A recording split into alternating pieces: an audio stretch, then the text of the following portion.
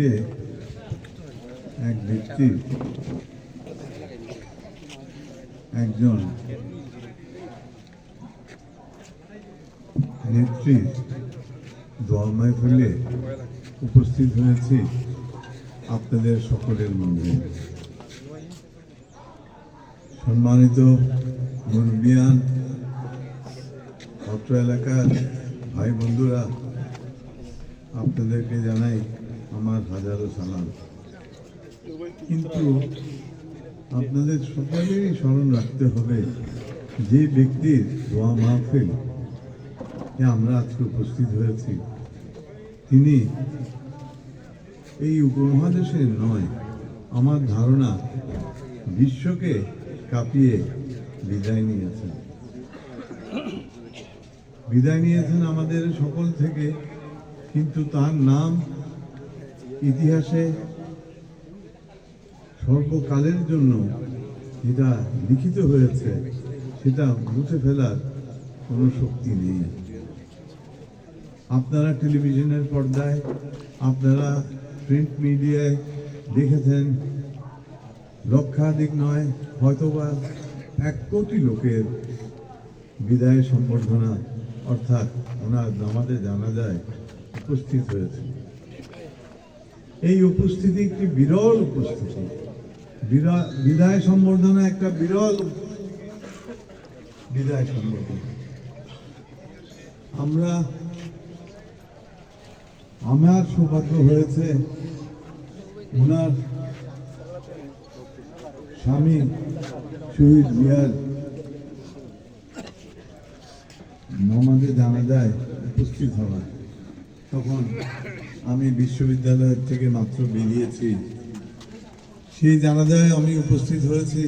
তারপরে এই শহীদ জিয়ার পত্নী, আপসী নেত্রী, আমার মা সমতুল্য নেত্রী, ওনার বিদায় সম্বর্ধনায় আমি উপস্থিত হতে পেরেছি।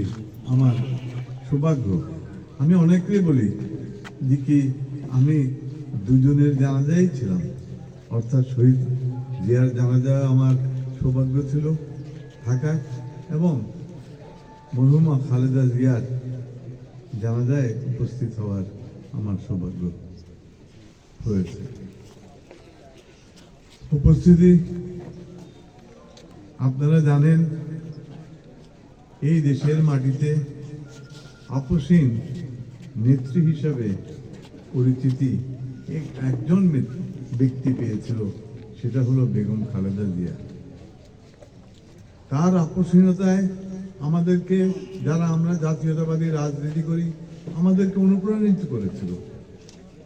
এত কষ্ট, এত বেদনা, এত অত্যাচার সবকিছু সয়ে নিয়েছিলাম সেদিন এই নেত্রীর কারণে। সেই নেত্রী ঘোষণা দিয়েছে যে কি আমার জীবন দশায় আমি এই দেশের মাটি ছাড়ব না। তোমরা যারা প্রতিপক্ষ আছো, তোমরা যত অত্যাচারই করো, আমি কিন্তু এই দেশের মাটি ছাড়ব না। সেটা এই দেশের সকল মানুষের কাছে এই বার্তা পৌঁছে গিয়েছিল। অসুস্থ ছিলেন আমার নেত্রী, কিন্তু সুচিকিৎসা উনি পাননি, এবং তৎকালীন সরকার থেকে সুচিকিৎসা পাওয়ার কোনো পরিবেশ বা পরিস্থিতিও ছিল না। তারপরেও উনি আপোষ করেননি, উনি শেষ দিন পর্যন্ত উনি আপোষ করেননি। আমি 6 বছর বিদেশে থাকার পর ফিরলাম দেশে 12ই আগস্ট 2024। ফিরে আমি 16 তারিখে দেশনেত্রী বেগম খালেদা জিয়াকে দেখতে এভারকেয়ার হাসপাতালে গিয়েছিলাম। তখন ওনার শরীর এত খারাপ ছিল না, আমার দিকে তাকালো। আমি ওনাকে বললাম যে ম্যাডাম, আমি তো দেশে ফিরেছি। তো বললেন কেমন আছো? আলহামদুলিল্লাহ ভালো আছে। ফিরতে যে পারবো, আসতে যে পারবো, কল্পনা করিনি। উনি তখন মুচকে হাসলেন। তারপরে আমি ম্যাডামরে বললাম, ম্যাডাম আপনার আশা তো পূরণ হয়ে গেছে। তখন আবার আমার দিকে তাকালো। আপনার আশা কি ছিল? আপনি বলেছিলেন আমাদেরকে এই বেটির পতন কি আমি দেখে যেতে পারবো? মানে ওই আশাটা আল্লাহ রব্বুল আলামিন আপনি তো পূরণ করে দিয়েছে। তারপরে এই অসুস্থ শরীরে উনি মুচকে হাসি দিলেন। আলহামদুলিল্লাহ, আপনার জীবন দশায় তার পতন আপনি দেখে গিয়েছেন। এগুলো সব আল্লাহ রব্বুল আলামিনের লীলা খেলা। কেউ কোনোদিন ভেবেছিল এই দেশের এই অত্যাচারী সরকারের এরকম বিদায় হবে? এই অভিশপ্ত বাকশালীরা কিভাবে বিদায় নিল?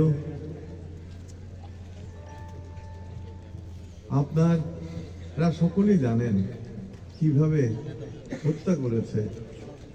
1400 লোক হত্যা করে সে টিকে থাকতে পারেনি। আমাদের হাত, জাতীয়তাবাদী দলের হাত রক্তে রঞ্জিত নয়। এখন আপনি চিন্তা করেন, আপনারা ভেবে দেখেন, বিদায় পেয়েছে আমার নেত্রী।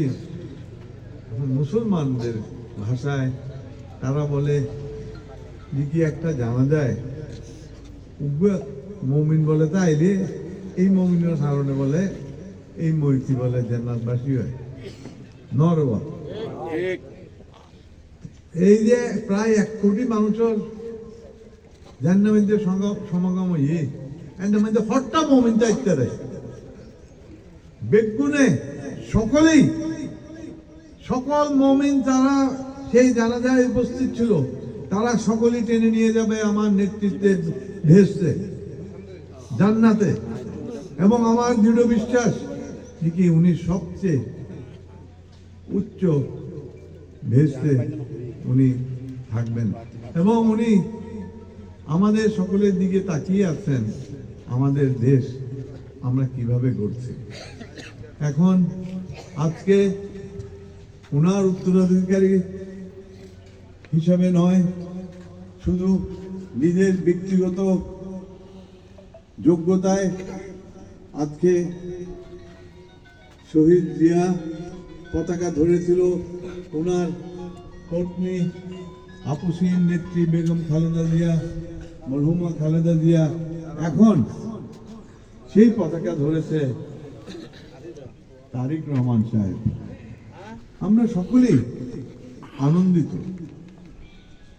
আমরা আজকে এই দোয়া মাহফিল শুধু মরহুমা খালেদা জিয়ার জন্য নয়, আমরা দোয়া করব তারেক রহমান সাহেবের জন্য।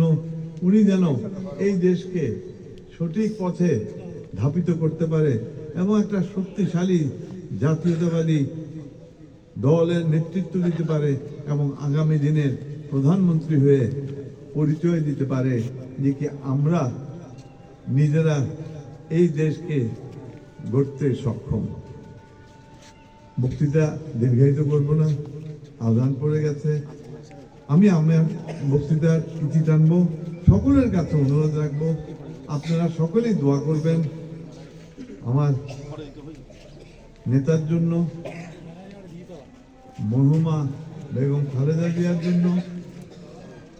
শেষমেশ আল্লাহ বলে দোয়া করিবেন আসরি যান দেন বালা তাই এবং সঠিক পথে দেন তাই ফলমও করি দেন মরিতে। এই দোয়ান অনরা করিবেন। সকলকে যারা আজকে এখানে উপস্থিত হয়েছেন আপনাদের সকলকে আমার হাজারো সালাম। ইনশাল্লাহ আবারও দেখা হবে। এই সময় যে আইলে রাজনৈতিক বক্তব্য একদম এখন বিধি নাই, সবাই পলিটিক্যাল বক্তব্য পেতেন না। এখন মনোজাত করি বললে